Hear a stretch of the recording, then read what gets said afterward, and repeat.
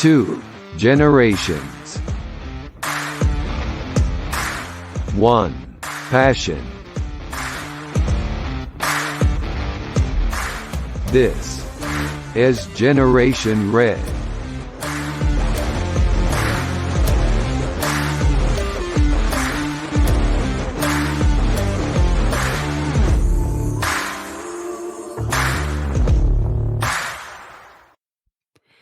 Hello, folks, and welcome back to another episode of Generation Red, the kettle corn of Husker fan podcast, where we try to be sweet, but at times we get salty. I am one of your hosts, Ken.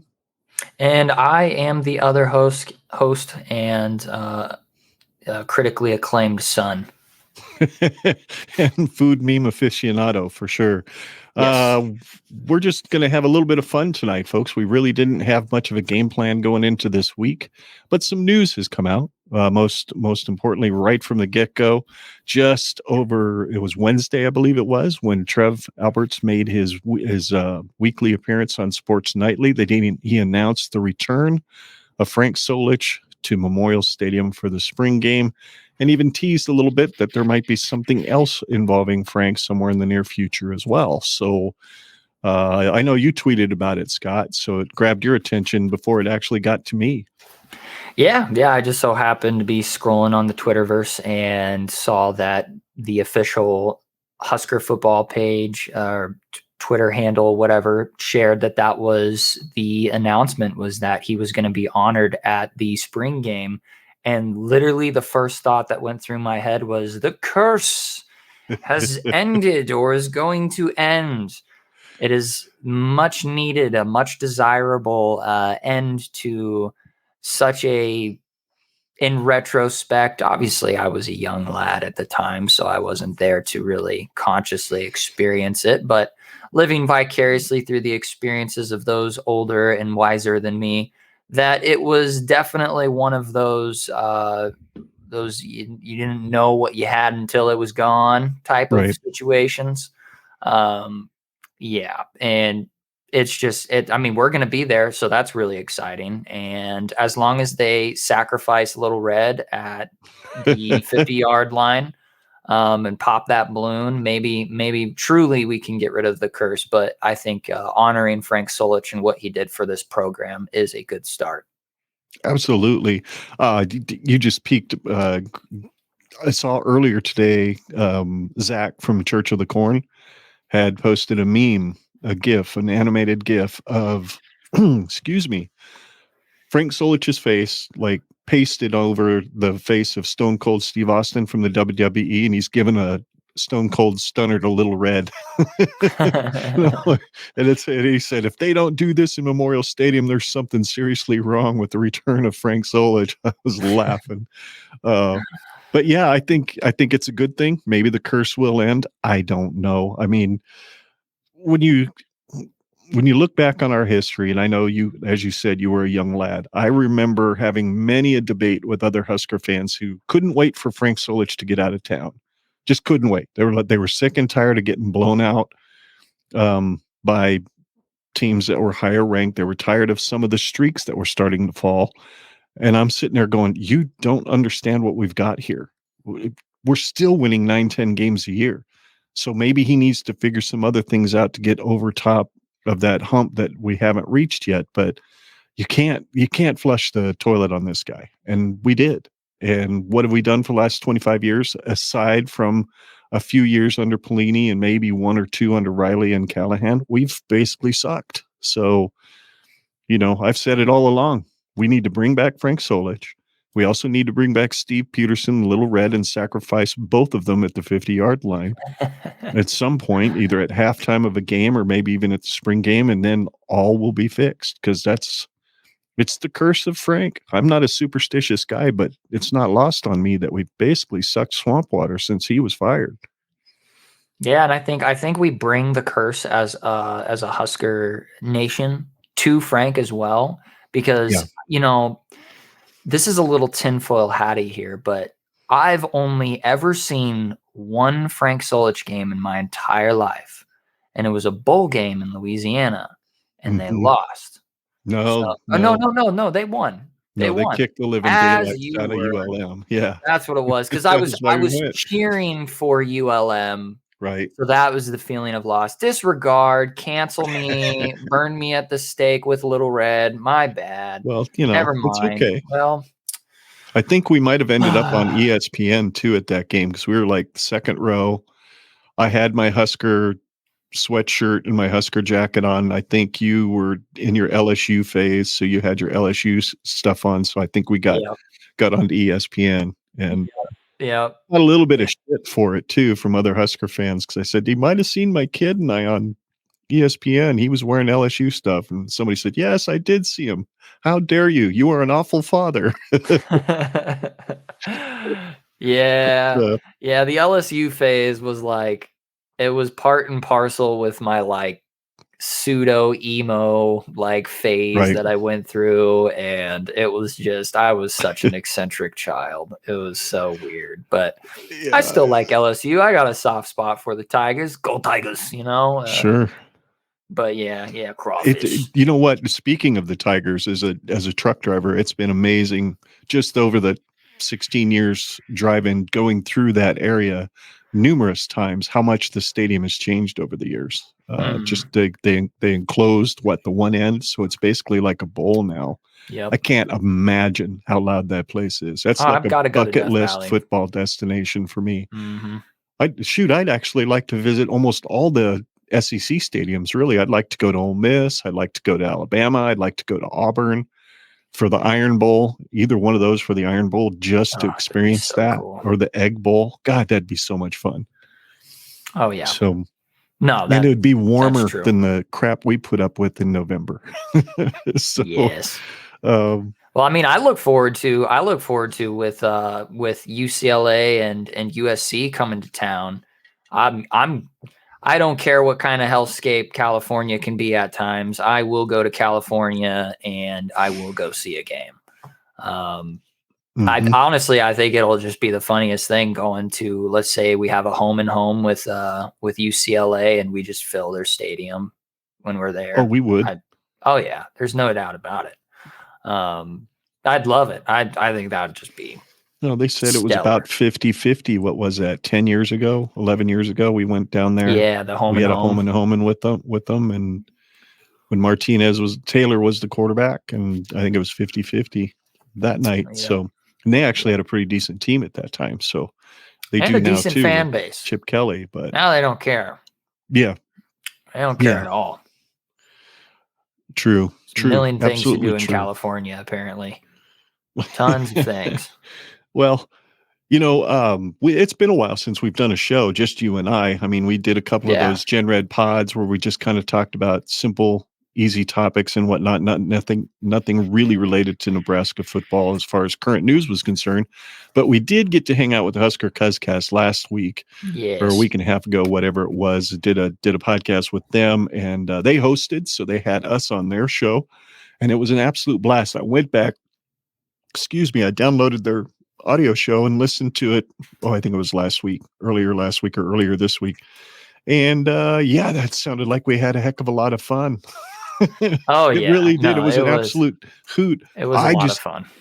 I struggle with being on shows and not hosting. I couldn't quit fidgeting. I never could get comfortable. I think I was sitting at the table. I should have just been sitting here at the desk. I'd have been a lot more sitting comfortable. At the table. Yeah, you were sitting at the table. Yeah, and then I moved to the desk, and I didn't realize when I switched microphones that I needed to back the preamps off, because then I was blowing out the audio. It sounded pretty bad. Yeah, so. I was gonna say something, but I was like, we're already balls deep into this shit anyway. So, let's just roll with the punches here, I guess. Yep. Because it seemed like, tell me if I'm wrong, but it seemed like the longer the gap between you speaking silence and speaking again, like going into that next segment of you talking, like the mic was just so sensitive going into that first statement, because it would just be like blah, and then it would level off, and then it would, like, you could hear the microphone like climb back down to I think there was a setting I needed to tweak somewhere, either in StreamYard or I know what it was. I had adjustment. I had a limiter I was using my Zoom H6 for an audio interface instead of my Rodecaster. And I had a limiter set on it for like 2.5 decibels, minus 2.5 decibels. And I think that's what it was. I'd hit that as soon as I started speaking, and then it would just kind of slowly back me down so I wouldn't hit it again. And it sounded a little funky, but yeah, it was definitely peaking. So that was my bad. Anybody that listened to that show and they thought they were hearing a walrus talk when it was actually me, I apologize. It sounded way better with the audio uploaded versus live on stream or live on the recording. It did. Yeah, I noticed it did. I tried to watch it and it was impossible. So it was pretty good. But on my side of things, if you guys are on YouTube watching this right now, and if you're just listening to the audio form of the podcast, there is maybe the sound, like, what is it called? Sound something, echo cancellation. Got a little bit of room reflection going on. Yeah, because in the background, you can see all my shelves are empty, the walls are bare, and everything. I am finally moving out of my current office situation and moving my office up into the loft. So as of right now, all I've got is an empty shell of what was once my man cave. So it is what it is, but I'm really excited about going up to that loft. It'll feel a little bit more cozy. Quite literally, because there's going to be a bed up there. So it's going to feel like a bedroom almost. And maybe the bed will provide some noise cancellation or absorption, whatever. Sure. I don't know. We'll find out. Yeah. But I'm really excited to get up there. It's just a matter of, my wife is a school teacher, and this is her last year teaching as a teacher. And so if any of you guys know anything about teachers, a lot of the stuff that they acquire over the years is stuff that they've paid for out of pocket. So the majority of anything and everything that's in her classroom that she's accumulated over the last 6 years is all hers. So she's been giving away a lot of it for free, just in the break room at her school. But a lot of stuff she's taken home because we're going to be starting a family here soon. We are in the trial and error phase right now.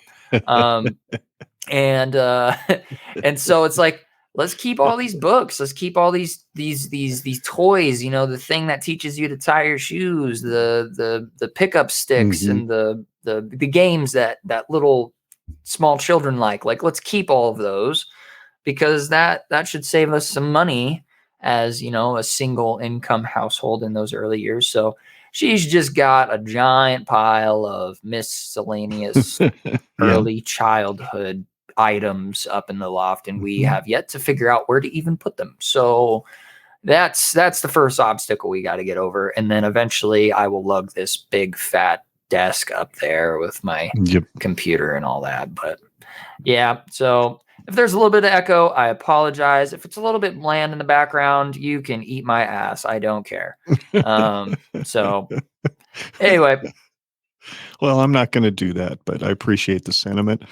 And then, of course, due to an unfortunate grooming incident on the part of myself, I no longer have the old mustache going. So, and I kind of like it's just, I'm kind of thinking of growing the chin beard, but at the same time, I kind of liked being clean shaven. I don't look quite as ancient. And, it's like I told your mom, I said, I'm no longer channeling my inner White Goodman from Dodgeball anymore. She said, I just thought you looked uglier because of the 1080p that we're now sporting. That might be it too. You can see all the blemishes and shit. Yeah. So, yeah. Anyway, we're actually here now that we've got all the pleasantries out of the way, guys. We're here to hang out and listen to and take a look at a press conference that Matt Rhule did. I think it was Tuesday morning after spring practice. So some interesting, I kind of caught a little bit of it. I didn't watch all of it, but I did record it so that we could actually sit here. And this episode is, in essence, going to be called Gen Red Reacts, where we kind of take a press conference that grabs our attention and take a look at it and react kind of real time as we watch it. So this may be a little stop and starty. We don't know how it's all going to go. We're going to be very organic with this, but we're hoping to inspire some interesting conversation, because for me, Matt Rhule is an extremely interesting philosophical guy. He's a guy that just has an idea of how he wants to do things, and he brings people around him who want to do things the exact same way. And Damon Benning was just on No Block No Rock. I don't know if you heard that show, but he dropped the dreaded K word. He said, if y'all want to drink the Kool-Aid, he says, I'm here to tell you, drink up, because I think this is the right guy. So boo. Benning's pretty No measured. Kool-Aid. Yeah, I know. No Kool-Aid And Benning's yet. usually a pretty measured guy, so I'm hoping he's right. Anyway, so let's get into this press conference a little bit, Scott. And of course, as we talked about before, if something grabs your attention, just give me a high sign or say, hey, pause it for a sec, and we'll talk. So All right. Off we go. All right. What y'all got? Matt, it was a big recruiting weekend for you guys. I mean, just how did it go overall? Yeah, I thought it was great. I think we've had recruits here every single day from that first Monday. We want to be open. I thought a big part of it was, we had a lot of former Cornhusker football players here this past weekend.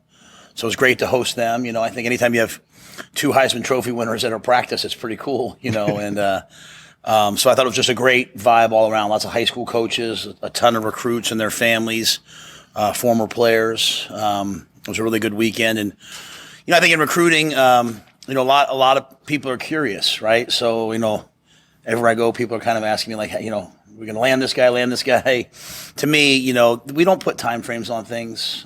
We wanted everyone to get here to see it, to see the staff, to see the campus, to see the opportunity, to see the new building right behind us, to sort of see everything, and then hopefully we can get them back for the spring game or for official visits, and we'll have a good class. Was that the biggest recruiting weekend you had, just in terms of depth, talent, and numbers throughout coaching career, whether it's head coach or an assistant? I mean, going back to even. Yeah, I think the thing that I had, I think the thing at even at Temple, like, we had a lot of great players come through there because it was right in Philadelphia. Baylor was right in the middle of Texas. So I think we always had a lot of good players come through, but that was a really fine group that we had coming through this weekend, and really, really great families, really cool people. The thing that we don't do is we don't really recruit. We're not trying to talk slick. We're not trying to tell everybody, things that they want to hear. We very simply talk about our program, how we're going to do things, what we're built upon, and also our vision for each person and what it'll be like when they're here. So it's really transparent. It's not for everybody, but I think a lot of guys will find that they'll want to come to a place like this, come to Nebraska. Perfect stop. I like it. I figured it grabbed your attention. I saw your eyes light up there. What's on your mind? I love that philosophy. I don't like the salesman pitch, we're going to try and sell this to you like a used car salesman, like just trying to sell you some grandiose idea, like just let it organically happen. Just tell them, this is who we are. This is what we're about. If you don't like it, then, don't let the door hit you on the way out. And maybe that's a little bit of a, that's probably misrepresentative, but, a little bit of like hyperbole or whatever. But I just like the philosophy of just being completely organic and just, this is what we got going on. That's all there is to it. The first thing that I think we want as a Husker fan base is we want somebody to want to be here first. Like, just based on their impression of who we are. Not that they've said all of the right words and approached them in all of the right ways in such a manipulative way that convinces them through some form of manipulative psychology that this is the place that they're supposed to be. Just let them be a human. Let them be an individual that can think and that can observe and can make a judgment call and be discriminatory in a way that's natural to them and not some way that we want them to be. So if that's what they're getting at, I already love it. Yeah. I can't remember if it's this because I did listen to this press conference a little bit, and I apologize, folks. You're not going to be able to hear very clearly the questions that are being asked. I tried to find a version of the press conference where I could hear the questions. There wasn't one to be found. So apologies there. But I don't remember if it's this press conference or his opening spring press conference where he said he likes having recruits here and have them watch practice. He wants them to see who he is and how he conducts himself on the practice field and how his coaches coach. Because if you don't see how that works, a kid gets surprised if they come in and they're not realizing they're going to get coached really, really hard, or they're going to get tossed off of a drill machine like AJ Allen was earlier this week when he wasn't running the drill the way EJ Barthel wanted it run. And some people on Twitter kind of freaked. They were like, no, what is he doing? We can't do that. This guy was a 4-star, blah, blah, blah, blah, blah, blah. And I'm like, no, attention to detail was the crap that got us into trouble. Every single time we lose a close game, it was a detail that we were missing. It was a defense that couldn't quite get lined up. It was an offense that couldn't quit shooting itself in the flipping foot. It was always something. And if there's anything I've noticed about the philosophy of these coaches is they're trying to figure out how to get rid of the always something. So that's my 10,000-foot view on what Rhule was saying there. And I think it's important. I think you're right. I think the philosophy is right down the middle of what it needs to be. Let these kids see what they need to see. Don't pitch them anything other than the fact that you get to rep the end just like we're repping the end. And if you want to rep the end, we'd love to have you here to do it. So. Well said. All righty. Let's move on. Talk to Ramir Johnson. I know somebody you were interested in kind of seeing before camp started. What has he kind of shown maybe in those first 4 to 5 practices? Is that Ramir Johnson? And maybe how can you guys utilize it a little bit more than I think so. I think when you go back 2 years ago, you see Ramir as, really a productive player. I've been really, really happy with him. I've been happy with him all off season. But I think he's had a really, really good camp. I think he had I don't know what period it was. I think the first play, I think he had like a 60-yard run the other day. I think the thing with Ramir is he's quiet. He does what Christian McCaffrey used to say to me, he wished that players would, the best players play loud. And so Ramir so far is playing loud. Excellent outside zone runner, but running with power, picks up blitzes, can run all of our halfback passing game is, there's a lot of option routes, a lot of things that require some depth, and he's picking it up really well, really coachable, and an excellent guy all throughout the program. I think if you talk to anybody, everyone likes him. So really happy with him. I think he has a ton of roles. Today we had a couple of receivers down, asked him, hey, be ready to go out and play in the slot. I think he's a guy that could do all of that. how do you get a player? Okay, I want to say something here. Yep, go ahead. So something that's interesting that I noticed that has some continuity with what Rhule has talked about before, which is he wants to build a team that does the right things, not says the right things, does the right things. When nobody's looking, carry a big stick. And he just reinforced that by just his observation of Ramir. This seems like a coaching staff that they don't care how much bravado you got. They don't care how loud you are. They just they focus on the details of how you act when you are given the opportunity to do something. And the fact that he just pointed out that Ramir is the type of football player that he's really quiet, but you give him the ball loud. and he plays loud. Yep. This is, I feel like this gives me not rest assurance. It validates my feelings about how I felt about Ramir for the last few years. It's like, where is he? What is he doing? Like, why don't we see him as much as I would expect to see him? And maybe I'm reading too much into it, but maybe it's because he didn't have the bravado that our previous coaching staff was looking for.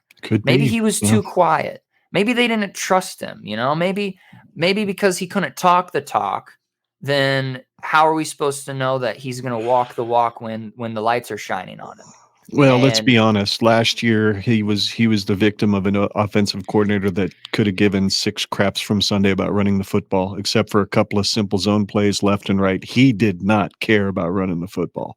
So I think Ramir got lost in the shuffle because maybe he wasn't picking up the passing game as quickly as they needed him to for Whipple's offense, and they had Trey Palmer. I mean, we went 4-8 last year. Without Trey Palmer, what's our record?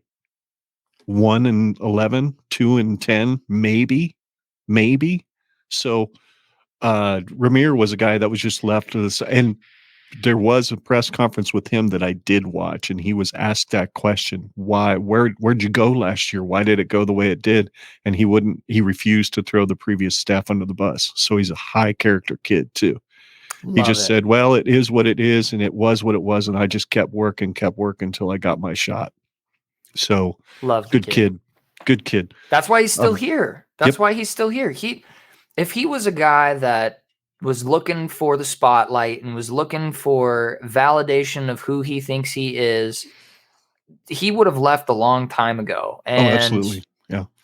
It speaks volumes with his loud character on the field is just like, well, he's still here.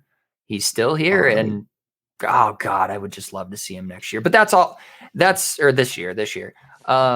That's all I noticed there. That was the first thing that stood out to me when he made those comments, was just like, oh my gosh, the pieces of the puzzle make a lot more sense now.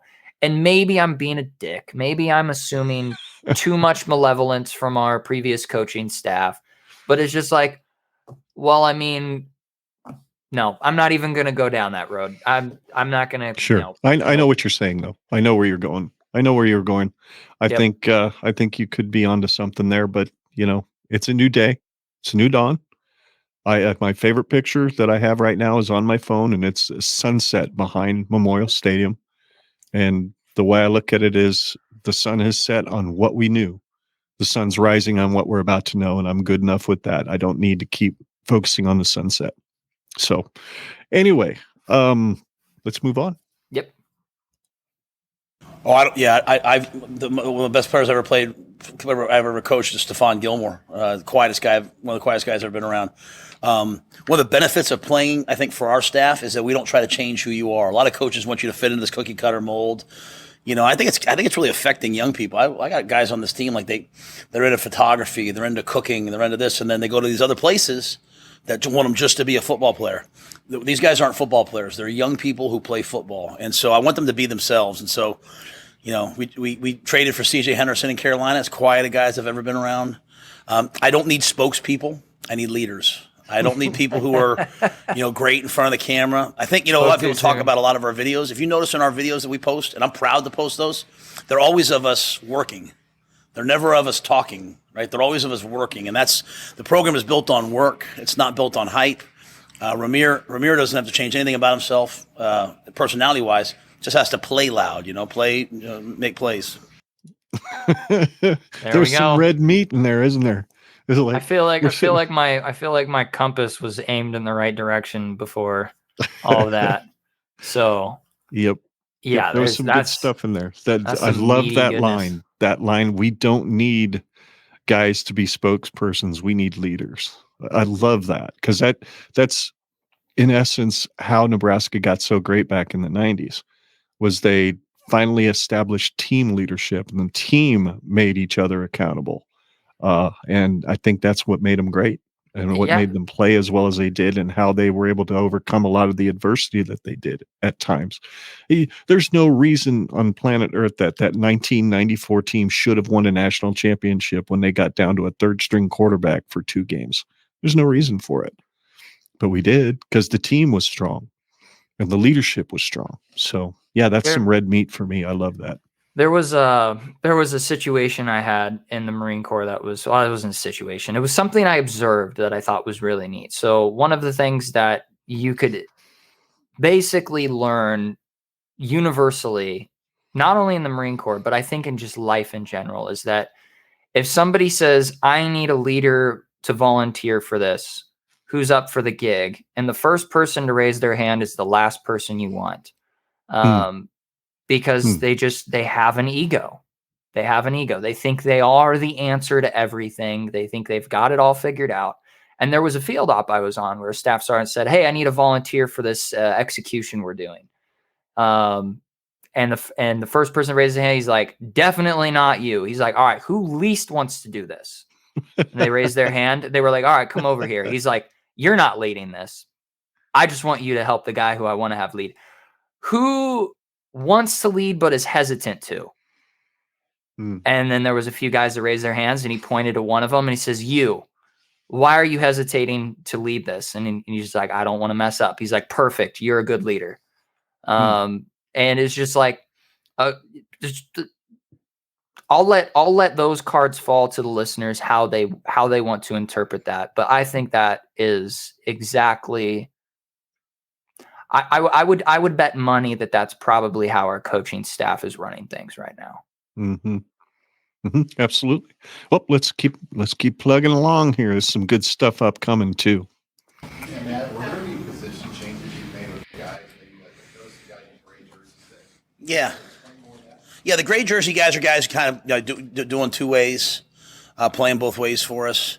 So Jaleel, the numbers went down at wide out. He came over and gave us some reps at wide receiver today. So he's still playing defensive back, but also playing receiver. AJ Rollins, he's gone over a couple times as a defensive lineman. I think he's probably had the most sacks on the team. So he practiced with the D-line today, but also can give us reps at tight end. So I personally think he has a real future there. I don't make guys move. I think he's feeling his way, but he's a great, great, great kid. He's kind of like, when I say kid, he's a young man. He's a great young man. He's sort of like, hey, what do you think is best? So we've kind of been playing him both ways over the last couple of weeks, and then we put him over on defense, but kept the gray jersey on him, just in case we need to move him over to offense. That way Jay's not having to run a penny out there. So I think those would be two main ones. I don't know if there's anything else, Keith. Yeah. So, but even other position changes. Yeah, I think that's it. So, it's one of the challenges I've told the team is this is such a great group of guys, and they don't want to make a mistake.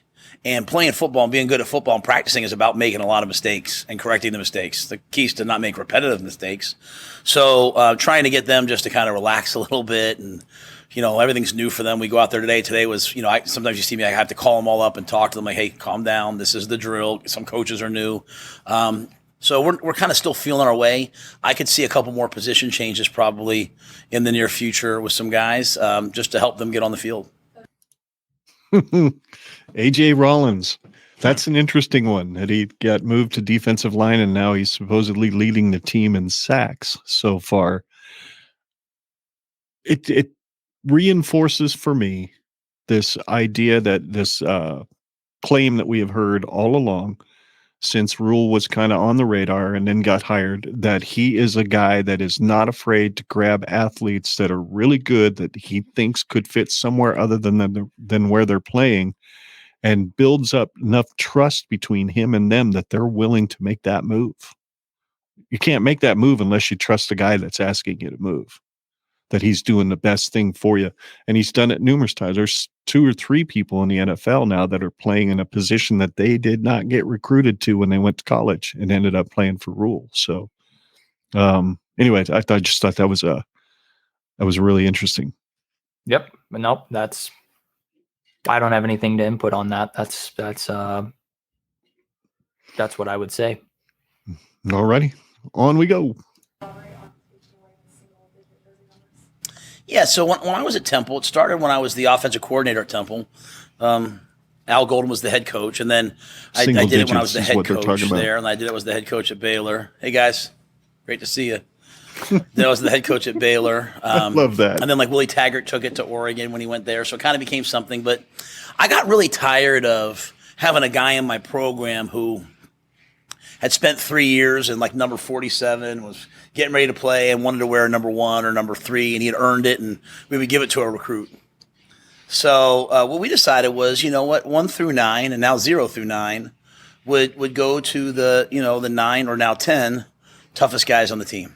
And when I say toughest, we define that for the guys, but really the guys who best exemplify what it means, to be a Cornhusker, right? To be accountable, to be dependable, to be tough, hardworking, competitive every single day. And so as we get into training camp, those, we'll vote on it. It won't be the coaches. The players will vote on it. And we hope it kind of becomes a tradition. So as we have wholeheartedly embraced all the great traditions that are here. Hopefully this will be something new that people will get into, and there will be a long line of, guys who, earn that jersey number. A lot of respect for the guys that were in those single digit jerseys, because it's not fun to have your number taken away. But I think the cool thing now is, as recruits say it to me, as guys say it to me, can I wear number 3? Absolutely. Just have to earn it. And there's no delineation, right? The first guy that we vote in, he picks whichever number he wants. The second guy, he picks whatever number he wants. And over time, at least at Temple, like, hey, the number 6s were all kind of this position. The number 3s were all DBs. I've had freshmen earn it. I've had seniors earn it. I've had times where we didn't get to all 9, unfortunately, early on. We'll have 9 or 10 guys here. There's plenty of guys who deserve those numbers.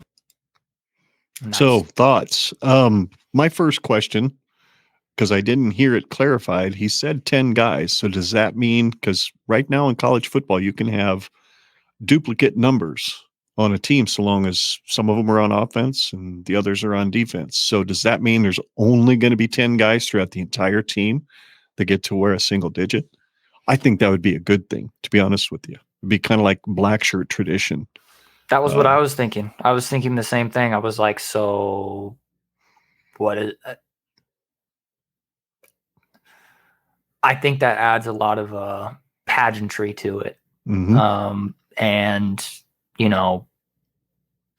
I think if Matt Rhule had, let's just say, for intellectual exercise sake, let's just say he had a son on the team, I don't think he would deviate from that very much, like a coach. I don't remember what his name is, but there's some other team that's irrelevant in the country right now that's doing kind of the same thing. But of course, there's an exception or something. I don't know. There's nepotism. I don't know. Yeah. Something.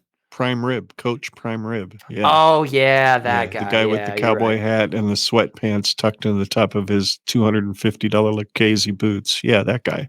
Yeah, that's who it was. Sorry, I just substance. whatever. Living rent free, I guess. It's all good. I think it's funny though. I do think it's funny. But yeah. No. I like the idea of that being a new tradition. I really do. I think it's going to be. I think it's certainly going to make for competitive practices for guys who really want those numbers. So. Yep. Yeah, because I mean, really, there's only 3 things you ever wear as a football player. Mm-hmm. You wear the uniform, you wear your name sometimes. You at least wear your name or the name of the university that you play for, and you wear a number. Those are your 3 standing identities on the field at any given time as an individual, but still a part of a team unit. And so, I mean, I've always found numbers interesting. I mean, anytime I've played NCAA, my running back has the number 69. Duh. So, yeah, All righty then. Moving on. Has Casey been given any kind of green light to do some light throwing, or like he was doing a little bit more about Casey? I hate that I don't have that correct answer. He's not throwing with us yet, so they talked last week about beginning a progression, but I'm not sure the exact date. So I will say Casey's doing a wonderful job of he's kind of become like a coach. Like he he's in there every night working. He knows the progressions as well as anybody, the depths. I mean, he's really a smart guy who's putting a lot of time in. We got to talk to Jeff Sims a little bit today. What have your early impressions been on the field? Jeff Sims. Yeah, I think like he's probably like everyone else. He's trying to learn the system, learn the footwork. Everything's new for him. I think Jeff brings a dynamic element into the game in that he can throw and run and is really smart and is a great teammate. I think the guys all really like him. I think he has natural leadership capabilities. So I'm excited to see what he does. I think we've kind of every day's been a little bit different. We started off throwing it, and then Thursday we ran it a ton to get because first day on pad. Saturday we mixed it. Today we finished with You is kind of a point conversation. I'm just kind of curious how Okay. conversations start. if they see the opportunity. Yes. Yeah, the hardest thing that about on being the my head phone. coach is no one really wants to talk to me. Coaches and staff, they all say I'm hard to approach. Do I seem hard to approach to you guys? I mean, I don't think so. So, but I've had guys come in. I've had guys come in and say, "I really think I want to play receiver." And I say, "Go and play receiver then." I think I'm trying to be, sometimes, you think you are and you're not. I think we're really, really direct and honest with guys. So the good news is then we say, hey, I think you really have a future here. I hope they believe it. Because if I think they're in the wrong position, I'll tell them that too. So, but I've had guys come to me and say, hey, coach, can I play this? Can I play that? We moved Bonner from wide out to like an F tight end type of a guy. And, I think it's been a dynamic move for him. I can see him really having a future there. So one great thing about spring is we can move somebody, and if it's not right, it's not working out, they can always go back. So hopefully we, again, that's why we spend so much time with the guys and eat together and hang out together so that they feel comfortable. And if it's not comfortable talking to me, they can go to somebody else. And hopefully we have that sort of dynamic within the staff. I got a real quick thing. Yep, go ahead. It was a very minute detail, but it's something that I've noticed a trend in a lot of his press conferences is that this man's got some humility. He's not afraid to stand in front of the press and admit potential fault for something that he wants to be held accountable for. Yep. The small comment he made about, I like to think that we are this way. Maybe we're not, but we're trying to be. Almost throwing a bone to not only the press, but also his guys who I'm sure are watching these press conferences. Like, Sure. It's like, you might not want to approach me, or you might not, trust me quite yet, but here's a bone. Like, I'm a coachable person. Mm-hmm. No coach, a coach is coachable. It's a full circle. A coach is coachable because he can coach and is coachable, so on and so forth.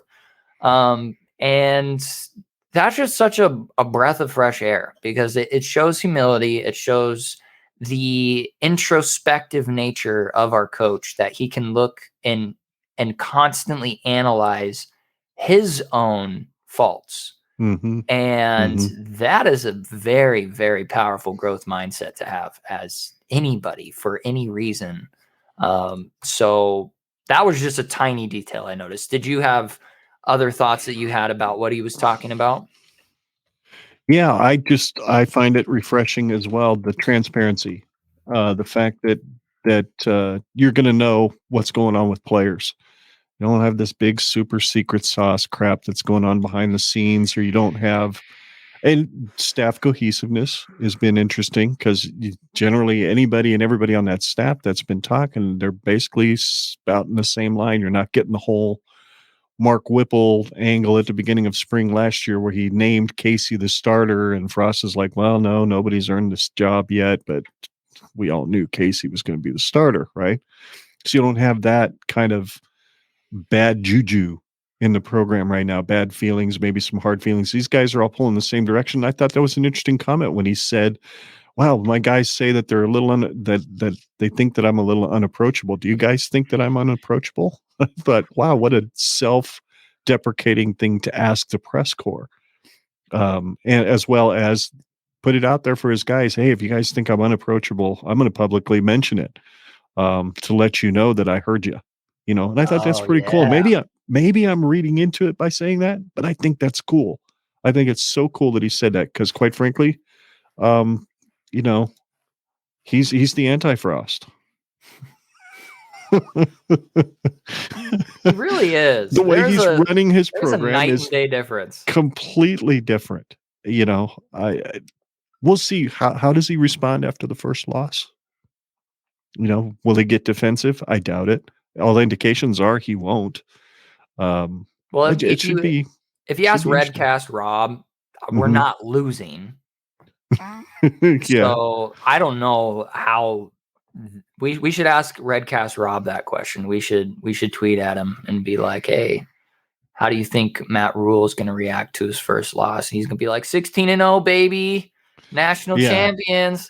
Yeah, he'll be dumping the Kool-Aid on himself in the shower like he does on TikTok all the time. Oh, yeah. I almost put that video in here, but decided not to. So should we move on? Yeah. Let's we go. Good? All right. Practice, you said he could sleep the night before. Some of the newness starting to wear off. Yes. Even you guys saw me when I brought him up, at the beginning, like, to me, the greatest measure of a man is his consistency. And so, I told them the analogy of the Navy SEALs. You get the Navy SEALs, they go to BUDS, they get to Hell Week. You get the best of the best. Everybody can do it for a day. It's just who can withstand the volume. Mike Lombardi, who wrote the book Gridiron Genius, he taught this to our staff years ago, like who has the competitive stamina to be able to do it day after day after day. This is typically the worst practice in my history, is the Tuesday after the first week. You go 4 practices, you have the adrenaline that first Saturday. I thought they did a pretty good job. I challenged them right there, like, hey, what's this going to look like? Challenge the coaches. I think the players are getting used to the fact that I'll challenge the coaches. I'll challenge myself,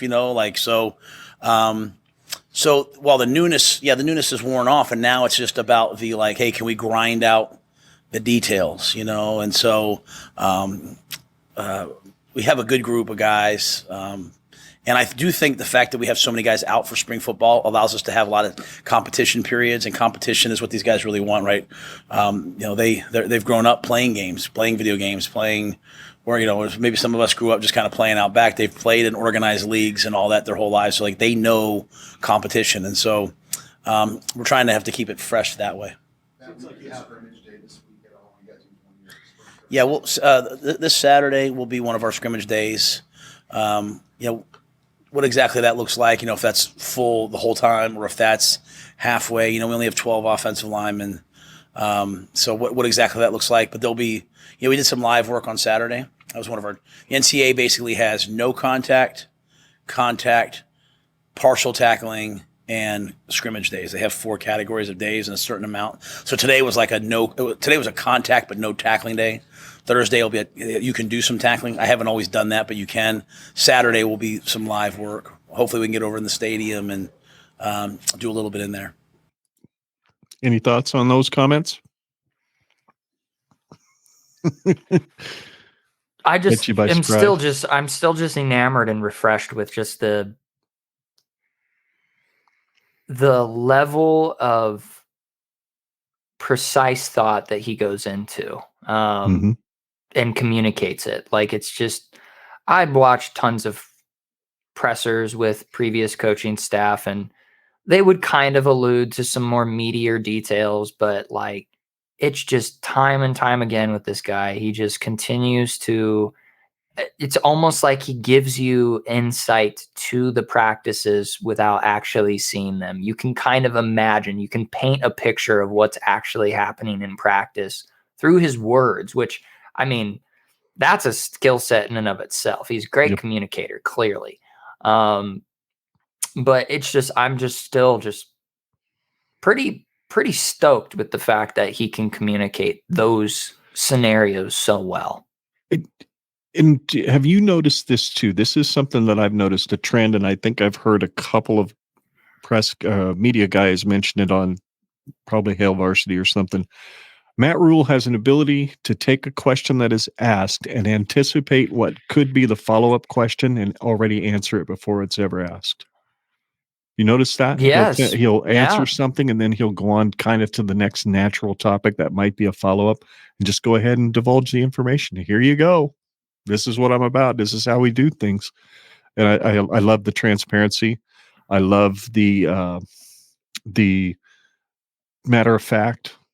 Don't BS around. Don't mess around. We're just going to get this done. We're going to work hard. We're going to do, and we're going to let you know when guys like Anthony Grant screw up and they're not on the team for a while. We're going to let you know that too. So just amazing. I appreciate the transparency because we certainly didn't see a whole lot of that, at least the last 5 years. Yep. So anyway, on we go. Curious about the offensive line. You just mentioned there were 12 available today. That seems like a low number. How concerned are you about trying to get those numbers up in the offseason? But I was also specifically interested in Jacob Hood and Gunnar Petula, who are brand new to the. I think that's probably a low, in all seriousness, I mean it's probably a low number at Nebraska because you guys are used to having 200 guys on the roster, 150. I think having 12 linemen this time of year is about what I'm kind of used to, So I think we have 3 or 4 great walk-on offensive linemen that are just, I think Dylan Parrott's a guy that could play. He could develop and he could play. Keegan Menning's a guy that can help us, So Ezra Miller's been banged up, But I think, he's a guy that could help us. And Jersey, my guy from Jersey, Mancino, like he's fantastic. Like he's a great dude, and he can play. He can help us. So, we're one of those. We're lucky in that we don't have to say, like, every year I've been in spring football. It's like, don't ever let that guy in the drill with Nash. You know what I mean? I don't have to worry about that. So we're able to mix 3 groups and roll 3 groups, and they're grinding hard for us. We're bringing some guys in, but we'll always look for, especially as we want to have the best walk-on program in football, always looking for big guys in the walk-on program who can develop. I think the second part of your question was what? Gunner's done a great job. I mean, he's having to play, left tackle, which is the hardest position to learn. He's going against good players. I'm really, really excited about where he is as a young player. Obviously he's got a long way to go, but I've seen a lot of young players be overwhelmed, especially at that position. And then Jacob, Jacob's had a lot happen, just from he had some medical things he had to get done. We have just some tremendous medical help here. I mean, Drew Hamlin has stepped in and done a great job, and so he got back, and I think he's coming. He's got a lot of work to do, but he's coming. Anthony Grant back out there. Yep, he was out there. Yep. There we go. That's Grant. He's in good standing. Where does he? Yeah. There's never a bad standing with me, right? Like if you haven't done something or there's something that causes me to say, hey, you can't practice. It's real simple for me. Like if you have a pulled hamstring, you can't practice. Doesn't mean I don't love you. It just means you can't practice. If something's happened like academically or socially or anything like that, and I say, hey, right now you can't practice, doesn't mean I don't love you, right? And I think that's one of the big things, that we want the guys to understand. Like we're gonna correct actions, but we always gonna love the guys. I love Anthony. It's an adjustment, man. He was here, he was somewhere else, and then he was here. I think he was somewhere else. Then he was somewhere else. Then he was here. It's a lot of different changes, and so he's getting used to us. But he's a wonderful, wonderful person. So we're he's obviously a little bit behind, and I'm not gonna not give those other guys the reps because I don't know what the rest of the Big Ten running back rooms look like, but we got a pretty good running back room now. Gabe Irvin's doing some really, really, really, really powerful, good things, and A.J. Allen's hitting some big, big runs, and so we have a good running back room. We talked about Ramir, we talked about Anthony. Trevin Lubin does a great job for us. So I'm forgetting one person. Emmett. Emmett's you can see the point guard in Emmett, right? Like he's a ball carrier. So I think actually a couple of you guys I was standing on the sideline with, I talked about how much I liked Emmett. So we got a good room.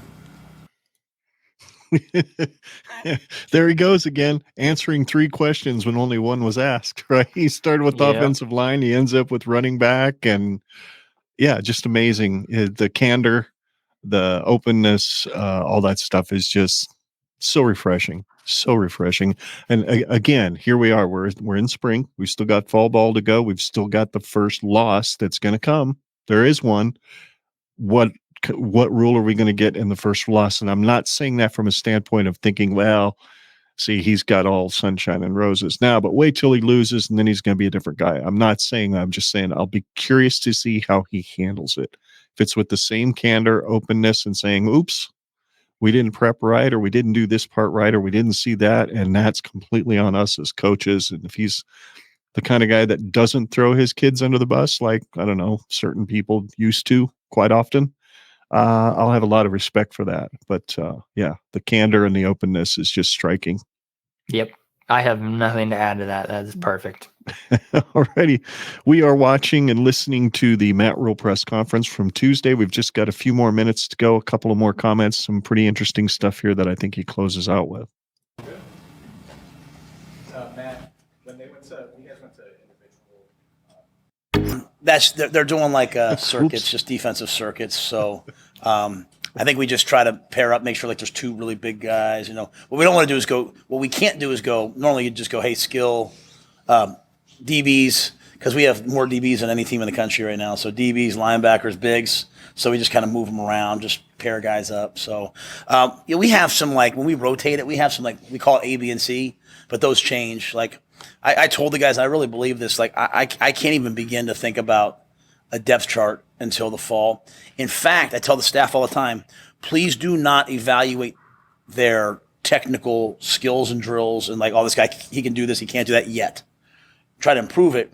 We will look at like skill set and traits, like where this guy's explosive, this guy's twitchy. But in our system, you come in, we're teaching the offense and defense right now, right? And then over the summer, we'll try to improve it. Then in training camp, fall camp, we'll try to perfect it. And then the season, we'll try to execute it. So that's why I said a lot of the players are getting like this, like, why am I not? I'm like, because you've done it for 4 days, The same thing with the coaches. So I'm really taking that methodical, detailed, like, hey, the worst thing you can do is write a player off. It's the worst thing that you can do because there's guys on our team right now that are probably sitting in that locker room that are walk-ons that are like, man, am I ever going to play here? Then, man, I'm going to turn to them in the middle of the season and be like, I need you to go do this, and they're going to go do it. And so our job as coaches is to coach everybody, right? And then as we get into the season and all that, things will happen. And we will be a little different than what has happened the last couple of years. Like if we're playing the same 11 guys on defense all game, I'm going to lose my mind, right? I want to be playing 18, 19, 20 guys on defense. I want to play, we're not going to just come out in one personnel grouping. So I got to get a lot of guys ready. That's why I'm moving guys around, trying different positions. And then every once in a while you stumble onto an AJ who goes over to defense and you're like, holy smokes, look at this. So that's why it's not truly a depth chart, but we do have to organize each practice and we try to rotate it a little bit and see what's what. All right. It's great to see everybody. Thank you guys. All right, so that was Matt Rhule at his Tuesday press conference, and as we've been saying all along, the candor, the openness, the willingness to answer things that aren't even asked, it's just amazing. That last little bit there where he's talking about moving people and coming up with best places to put guys, and then he mentions AJ Rollins again. That's not because he just feels like talking about AJ. There's an impression that's been made there by that young man. And I have a feeling maybe we've got a guy, maybe this is Cody Glenn part 2, just from tight end to rush end or outside linebacker, as opposed to, Cody going from running back to will backer or strong side backer or whatever it was when he was with Bo. But yeah, that's overall my thoughts are breath of fresh air, as always. Be curious to see how things go when we start getting into fall and things start grinding and positions start needing to be filled and depth charts need to be filled out and things like that. I'll be curious to see how that process goes about too, because he talked about being methodical and there's a definitive plan. We got to do this, then this, then this, then this, then this. We're not getting out of order. We're going exactly this way, and we're all going exactly this way. And I think we've needed that. We've had chaos for far too long, and I think we needed that. So your overall thoughts? Yeah, my overall thoughts would be something along the lines of, if it smells good, it looks good, it feels good, it probably tastes good. Like, not saying that he's going to get us back to our glory of the 90s, but it definitely seems like we are moving in the right direction as a program at the very least. Philosophically, at least, yes. I completely agree. Philosophy is completely different and it's healthy, in my opinion. Yes, it seems like philosophically and methodologically, it is looking like it's moving in the right direction. And I just love that, like you said earlier, I'll hammer home on it as well, is just like, he answers questions that aren't asked yet or that you didn't even think to ask. Like maybe there is the press conference jitters of like, I don't know if I want to ask this question. Don't know how expansive he'll get. Am I just going to get a short answer and be, deflected or anything? Like, nope, he just lets it all go and has no problem. I mean, the dude was able to describe a complex framework of their whole plan from spring to fall in the span of like 24 seconds. And like, this is how we look at the guys throughout the year until we get to a depth chart, because we don't decide the depth chart until kickoff. Like, it's right. And this is how we do that. It's just like, all right, this man knows what he's talking about. Yep. He just, at least at the very least, he knows what he wants. Absolutely. and Yeah. he knows how to communicate it. So we will see, but it's getting real hard to not drink the Kool-Aid. I When know. you've got a guy standing on the podium like that he just speaks right to you, and he speaks to you, not through you, not around you, not at you. He speaks to you. Feels very personable. So yeah, I do agree. I don't know. I don't know how he could be unapproachable, but that was a curious statement for me. I'm like, wait, what? His coaches don't feel like they could approach him about moving players or whatever. I mean, he's all about that kind of stuff. So interesting. yeah. And maybe it's one of those things where he is hyper self-aware, and it was just a comment he heard from one person. Could be. And Yeah. was like, we can't have even one guy in the room thinking that. There can't be that. And so, maybe I'm reading way too much into it. But I mean, if that's the case, like, my God, that's a man who is connected to the room and can read a room. So, yep, absolutely. Really loved it. Very good. I did too. And if I could make one suggestion, if you haven't seen it yet, Scott, or if anybody listening or watching this has not seen the video that dropped on Twitter, I believe it was yesterday, about Garrett McGuire. It was kind of a deep dive into Garrett McGuire. Oh my goodness, it was so good. It gave me, I was like, okay, I can see why this guy's a coach. I mean, he literally grew up as a coach. He wasn't into doing things everybody else did. He grew up in a coach's office. So he's been groomed for this all his life. So I doubt he's here for much longer than 2 or 3 years, if you want to know the truth. So I think he's just going to be that good. So anyway, highly recommend. Go find that video on Garrett McGuire. And while you do that, or before you do that, tell folks how to find you, Scott, out there on the Twitterverse. Hello, fellow Husker fans and resentful Iowa Hawkeyes fans. My name is Scott. I am the son of Generation Red Papa Bear. And you can follow me on Twitter at ScottGenRedPod. That is Scott with 2 T's. The second T is silent. I am the food meme aficionado of Cornhusker football. It is definitely trademarked 100%. You can follow me there. As the season kind of moves forward, I'll be a little bit more active on Twitter. There's probably a dead period for me on Twitter, and that's why I'm the food meme aficionado, because I'd say 70 to 80% of the stuff I post on Twitter in the off season is just shit posts. So give me a follow on Twitter. Yep. Well, old Zach from Church of the Corn, I don't know if he'd included you. He did me. He did like a NCAA tournament bracket type deal with different people on Facebook, on Twitter.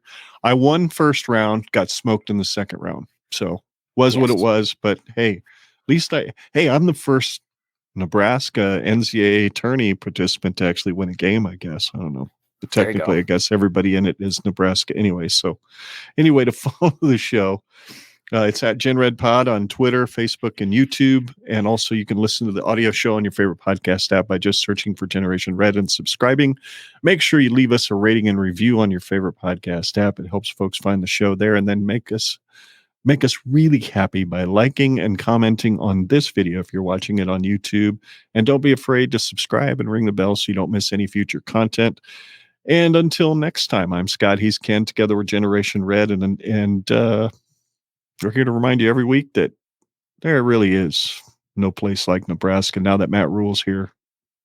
Yes, and Iowa's corn sucks. Oh, I didn't even think about one this week. Oh, dang. Iowa's corn sucks, earwax, cotton swabs, I guess. I don't know. It's the first disgusting thing I can think of that I haven't said before. So, yes.